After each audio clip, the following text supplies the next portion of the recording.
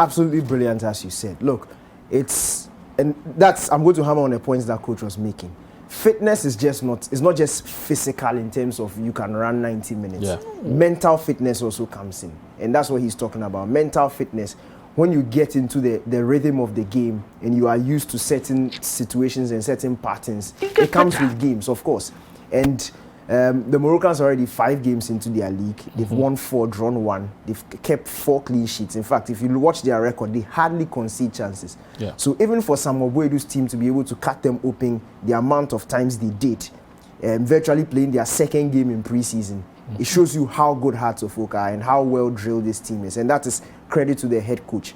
Secondly, also, his ability to calm the situation down. And this is very important because if you watch the first 10-15 minutes, it could easily have been 1-2-0 to Wydad, and that would have been game over.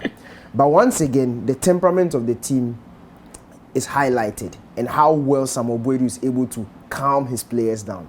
And this is somebody that doesn't even have experience on the continental level. Yeah. So you just have to appreciate how good he is. I spoke about it in the Kamsa game, where that's their first appearance in Africa. Yep.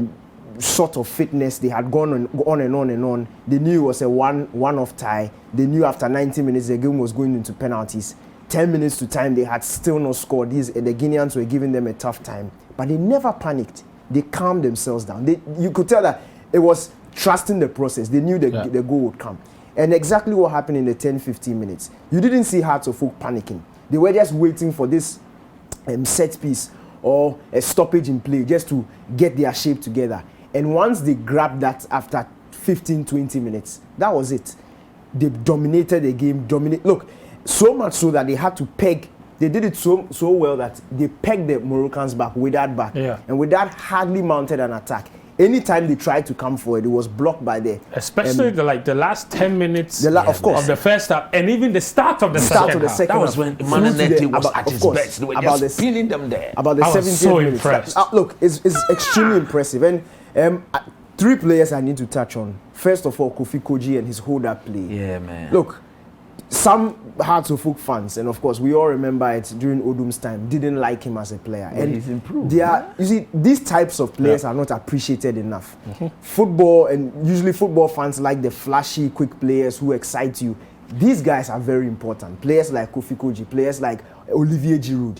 They are not your nicest, most stylish type of players, but they get the job done. Defenders don't like Defenders do not like them. And you see, in a game like this where Hearts of Oak needed that sort of player for it, because in order to draw the guys around him, that's the Isaac Menses and Salifu Ibrahims to run around him. They needed him to be able to do that job, and he did it to perfection. Another, and this is 2 in 1. Okay. The central defensive partnership. Wow, Charlie. Moa Hassan and Robert Adosoa. Look, those two have become such a rock. They are so good, and it's not just in terms of defending. Their passing ability, excellent. Their composure under pressure, especially Adosoa.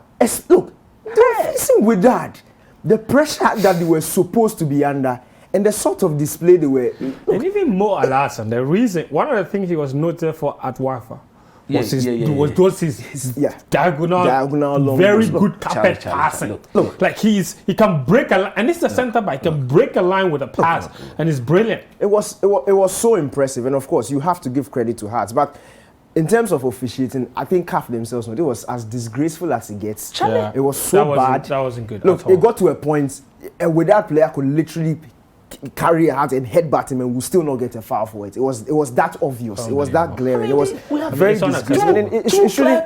It shouldn't be happening at this level. It really shouldn't be happening because it's a recurring thing. It happens all the time.